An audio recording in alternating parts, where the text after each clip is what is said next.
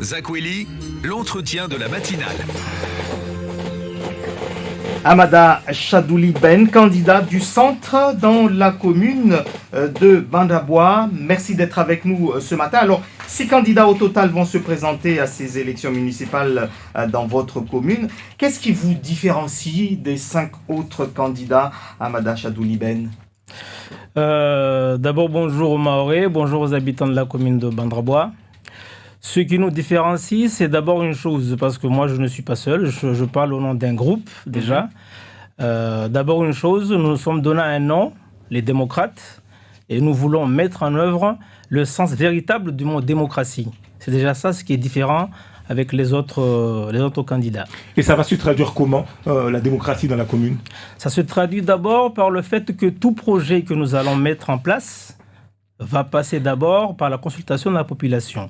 Bien entendu, nous avons des axes et des visions globales de projets, mais les projets, village par village, les colistiers vont être chargés, ou sont chargés en ce moment d'ailleurs, de consulter la population pour avoir le vrai besoin et les traduire ensuite en projet.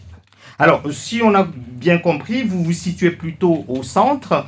Que doivent comprendre les électeurs de Bandabois sur ce positionnement? Ce positionnement signifie tout simplement que nous sommes un groupe dont la composition est issue de plusieurs partis, aussi bien de PS que de nouveaux centres qui sont de centre, mais aussi de LR. Donc, nous avons constaté, c'est le but de la fondation de ce groupe, que les partis existants, à savoir les LR, les PS, ne fonctionnent pas parce que déjà à l'intérieur de ce parti, il n'y a pas de fonctionnement. Il n'y a pas de fonctionnement démocratique puisque très souvent, il y a une seule personne qui décide dans ces partis-là et que les autres sont là juste pour suivre. Donc nous voulons faire autrement. Sitida aussi. Si vous êtes candidat, c'est que vous estimez que l'actuel maire encore au pouvoir est sortant, qu'il n'a pas fait le job. Vous, qu'est-ce que vous comptez faire de plus ou de mieux pour la population de Bandabois? Je ne me permettrai pas de faire son bilan, mais ce que je veux dire, c'est que... Mais si vous êtes candidat, c'est que vous jugez qu'il n'a pas fait le job. Sinon, vous ne serez pas candidat. Il y a une chose que je peux dire, c'est que les projets de développement, il n'y en a pas. Que ce soit pour celui-ci ou pour celui qui était là avant, il n'y a pas eu de projet de développement. Il y a eu des projets sociaux, des petits projets sociaux ou des embauches sociaux aussi dans les mairies. Une vision qu'il faut arrêter aussi aujourd'hui parce que tout le monde ne veut pas rentrer dans les mairies. Donc nous sommes là pour mettre en place des projets de développement à moyen terme et à long terme. C'est ça ce qui fait déjà la différence entre nous et ceux qui étaient là. Donc si vous êtes élu, vous n'embaucherez pas? C'est pas que je n'embaucherai pas. J'embaucherai forcément, mais avec une vision plus constructive. Pas forcément des embauches d'amitié. Alors, vous avez dit tout à l'heure que vous êtes une liste constituée de gens du Parti socialiste, de divers gauches, centres et aussi des LR, ex-LR, etc. Ça me fait penser un peu à ce qu'a fait le président Macron. Est-ce que vous vous définissez un petit peu dans cette mouvance-là, puisque tout à l'heure, vous avez parlé également de démocratie finalement participative. Oui. On a entendu ça également. Alors, éclaircissez-nous par rapport à ce positionnement. Vous êtes plutôt dans cette mouvance Macron ou pas du tout? Non, nous ne nous reconnaissons pas comme étant une mouvance de macronistes. Nous avons choisi une étiquette, un parti, puisque ce parti, c'est un vrai parti que nous avons créé, les démocrates. Si nous étions macronistes, nous n'aurions pas fait un parti. Donc, nous sommes retrouvés juste pour l'instant pour élaborer un projet qui puisse être porté par des gens compétents déjà. Et ça n'a rien à voir avec la mouvance En Marche. Voilà. Quels sont les atouts de Bandabois et comment aimeriez-vous développer votre commune? Les atouts de Bandabois aujourd'hui on peut les qualifier de 2 sortes. Déjà l'agriculture.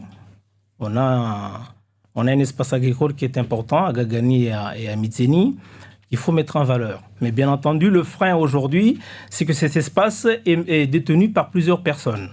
Donc, l'objectif aujourd'hui, c'est de savoir comment réunir ces personnes pour en faire un espace qui puisse être cultivé de façon plus globale, afin que la commune, ou même Mayotte, parce qu'il n'y a pas que la commune, puisse aboutir un jour à une autonomie au moins alimentaire. Voilà. Et puis après, il y a aussi le tourisme qu'il faut développer. On a des atouts touristiques dans les baies de la commune qu'il faut mettre en avant. C'était là aussi. Vous parlez de Mitseni, mais on sait qu'une partie des propriétaires ou des occupants des terres de Mitseni sont des gens de Mtsahara. Comment vous comptez régler le problème qu'il y a entre ces gens-là et la commune de Bandjabwa? Le problème entre ces gens-là et la commune de Bandjabwa, comme vous dites, l'objectif principal n'est pas forcément de régler les problèmes fonciers entre les uns et les autres. Si chacun a son titre, on reconnaîtra les titres. Mais le développement agricole doit passer par tous les acteurs. Que cette personne-là vienne de la commune de Mzamboro ou de la commune de Bandjabwa, ça n'a pas d'importance. Ils doivent se mettre ensemble pour travailler et pour produire quelque chose qui peut servir à la population. Ali Chamsoudine? Oui, monsieur, nous savons que les difficultés qui sont apparues dans cette commune et dans les communes voisines, ça a été la constitution, la création de l'Interco. Est-ce que vous avez déjà réfléchi et quelles sont vos solutions? La problématique de la création de l'Interco passe surtout, qui est aujourd'hui d'ailleurs une communauté d'agglomération, puisque nous dépassons les 50 000 habitants, passe surtout par le fait qu'il faut arrêter les guerres de pouvoir. Nous avons donc déjà approché certains candidats pour leur soumettre déjà une idée, c'est que les maires, les têtes de liste, en quelque sorte, ne doivent pas se positionner comme étant président d'Interco. Pourquoi? Parce que justement, c'est ça qui amène. La personne à deux casquettes et forcément, quelque part, une personne veut prendre tout le pouvoir. Donc, ça faisait partie des problématiques qui ont fait que l'Interco n'a pas été mise en place. Donc, déjà, partant de là, nous ferons en sorte que cette Interco soit mise en place parce que sans ça, il y a beaucoup de projets qui sont délaissés. Alors, d'abord, une Interco qui inclurait Koungou ou pas, puisque l'autre grand souhait en ce moment de la Kadema, l'Interco Mamoudzou Dembeni, c'est d'attirer Koungou vers leur Interco. Vous souhaitez maintenir Koungou dans cette Interco ou faire une Interco avec Mtsamboro et d'autres au nord? La question est très bonne.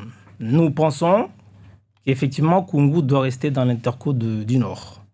Pourquoi? Parce que nous savons très bien que les budgets alloués aux Interco sont proportionnels aux habitants.